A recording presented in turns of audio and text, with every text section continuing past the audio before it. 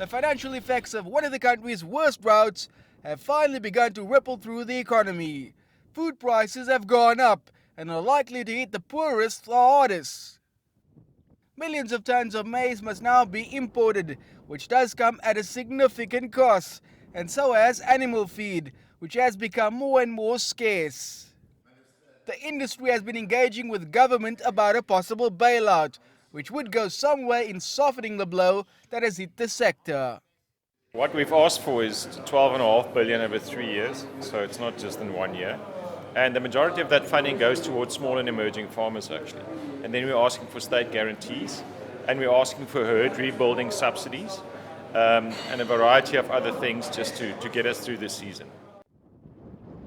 The red meat industry has already seen prices shoot up over 30% due to a drop in supply. There is a concern now that consumer resistance may add even further misery.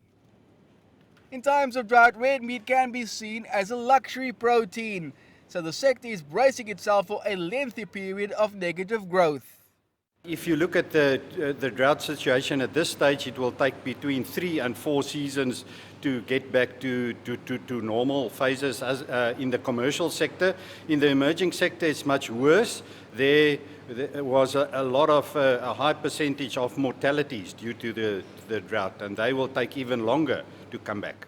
It's my pleasure to introduce. There have been several meetings between various agricultural stakeholders, and some believe that the government doesn't understand the workings of the farming community.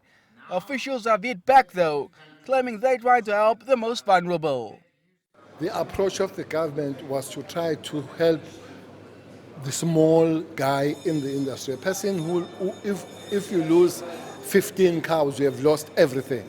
So, and then it happens that most of those are black farmers. Whether or not the amount requested by the industry will be forthcoming is not quite clear though. But what is that there needs to be a united front in tackling what is growing into a major food security concern.